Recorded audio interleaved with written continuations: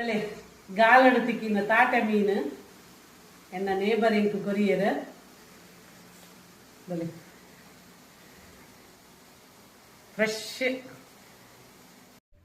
ನೋಡಿ. Dish out ಮಾಡುವ ನೋಡಿ ಹೇಗೆ ಬಂದಿದೆ ನೋಡಿ. ನಿಮಗೆ ತಾಟೆ ಮೀನು ಮಾಡಲಿಕ್ಕೆ ತುಂಬಾ ಕಷ್ಟ ಆಯ್ತು, ಆದ್ರೆ ತಿನ್ಲಿಕ್ಕೆ ಈಗ ಭಾರಿ ರುಚಿ ಆಗ್ತದೆ ನೋಡಿ. ಇಷ್ಟು ಒಳ್ಳೆ ಗ್ರೇವಿ ಬಂದಿದೆ ನೋಡಿ.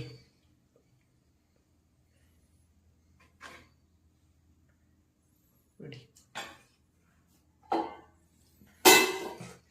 ಅಟಿಲ್ದರಸಿ ಮಮತಕ್ಕನ ಕೈ ನಮಸ್ಕಾರ ಮಾತಾಡಲಿಗ್ಲ ಅಟಿಲ್ದರಸಿ ಮಮತಕ್ಕನ ಉಡಲ್ದಿದ್ದಿನ ಸೊಲ್ಮೇಲ ಇತ್ತಯ್ಯಾನು ತಾಟೆ ಮೀನಿದ ಒಂದು ರೆಸಿಪಿ ತಜಪ್ಪ ಬೆಣಿಗಲಿಗ ತಾಟೆ ಮೀನಿದ ಪುಳಿ ಮುಂಚಿ ಎಂಚ ಮಲ್ಪುನ್ ಪಂದು ಯಾನು ಒಂದೆರಡು ವಿಡಿಯೋಡ ಪಂತ ನೋಡಿದಿರಲ್ಲ ನೀವು. ಇದಕ್ಕಿಂತ ಮುಂಚೆ ನಾನು ತಾಟೆದ ಪುಳಿ ಮುಂಚಿ ಹೇಗೆ ಮಾಡಿದಂತ ಹೇಳಿದ್ದೇನೆ ನಾನು. ಇವತ್ತಿನ ರೆಸಿಪಿ ತುಂಬಾ ಟೇಸ್ಟಿ ಆಗಿರ್ತದೆ, ತುಂಬಾ ರುಚಿಯಾಗಿರ್ತದೆ.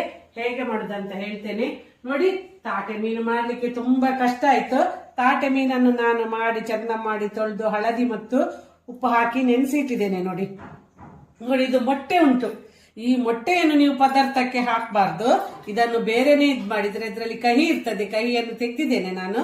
ತುಲೆ ಒಂದೊಂದು ತೆತ್ತಿಂಡತೆ ಉಂದೇನ ನಿಗುಲು ಮಿ ಕೈಪುಗ ಪಾಡ್ರೆಗೆ ಬಲ್ಲಿ ಉಂದೇನಂದಿ ಬೇತೇನೆ ಸೌಟು ಅರೆಪ್ಪು ಪಾಡ್ದೆ ಮಲ್ತ ತಿನ್ನಲಿ.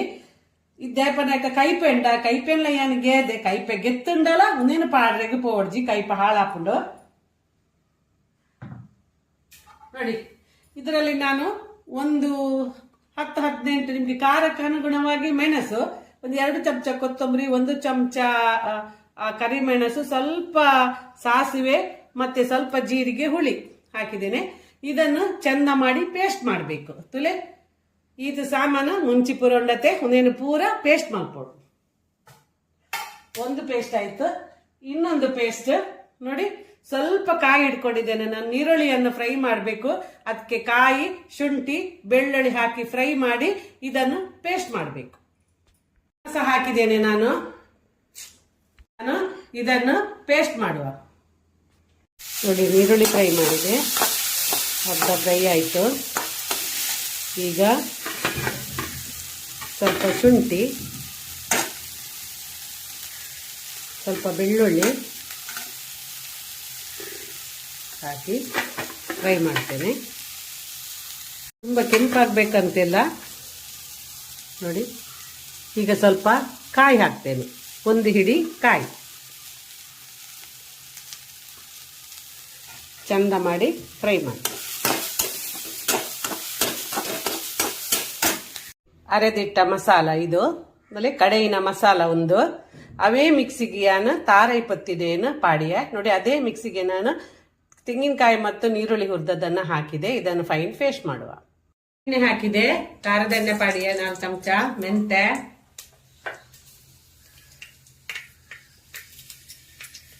ಕೊತ್ತಂಬರಿ ಸೊಪ್ಪು, ಬೇರ್ ಸೊಪ್ಪು, 2 ಕಾಯಿ ಮೆಣಸು ಫ್ಲೇವರಿಗೆ,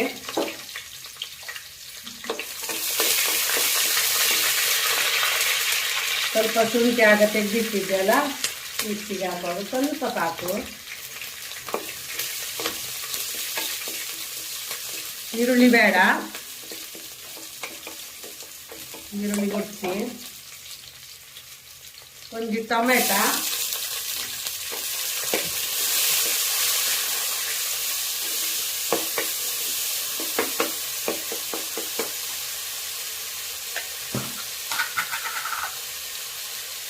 ಕೊಂಚ ಮಂಜಲ್ದ ಪುಡಿ, ಹಳದಿ ಪೌಡರ್ ಸ್ವಲ್ಪ ಹಾಕಿ ಅದು ಸ್ವಲ್ಪ ಗೌಳು ಮೀನು,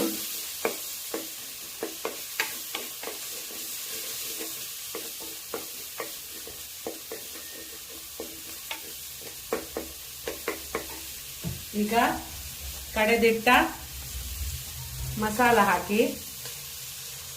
ಇದು ಹಸಿ ಮಸಾಲ ಆದ್ರಿಂದ ಸ್ವಲ್ಪ ಹುರಿಬೇಕು.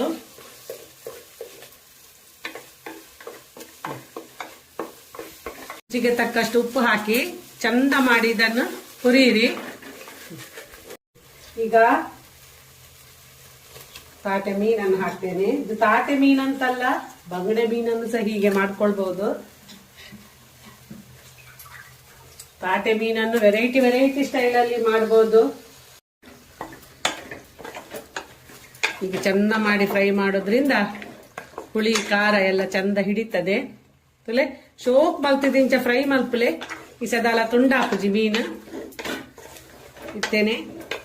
ಹುಳಿ ಖಾರ ಉಪ್ಪು ಪೂರಲ ಹಾಕಿ ಪತ್ತೊಡ ನಂಗೆ ಬಾಯಿ ಮುಚ್ಚಿದು ಮೀಡಿಯಂ ಫ್ಲೇಮ್ ಬೇಯರದೀಕ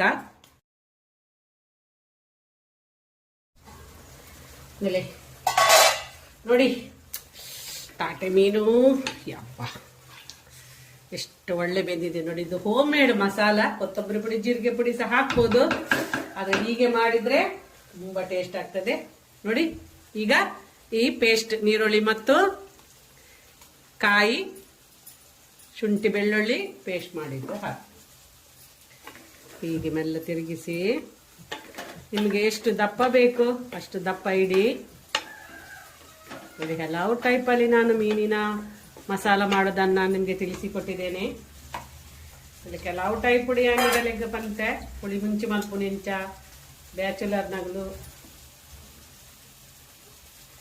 ಇಂಚ ಮಲ್ಪಲೆ ಬಂಗಡೆಲ್ಲ ಮಲ್ಪೋಲಿ ಇಂಚ ಬಾರಿ ಶೋಕಾಪುಂತುಲೆ ರುಚಿ ನಿಗುಲು ಮಲ್ತದ ಬಕ್ಕನೆ ಗೊತ್ತು ಮಲ್ತ ತಿಂಡಾರಡನೆ. ಸಿಮ್ಮಡ ಉಪ್ಪು ಖಾರ ಪುಳಿ ಪೂರ ತೂವನ್ನೇ ಸಿಮ್ಮಡ ತಾಟೆ ಮೀನದ ಕೈಪು ಆಂಡ್ ತಾಟೆ ಮೀನು ರುಚಿಯಾದ ತಾಟೆ ಮೀನು ಸಾರು ಆಯ್ತು ನೋಡಿ. ಗ್ಯಾಸ್ ಆಫ್ ಮಾಡ್ತೇನೆ. ಉಪ್ಪು ಹುಳಿ ಖಾರ ಎಲ್ಲ ನೋಡುವ.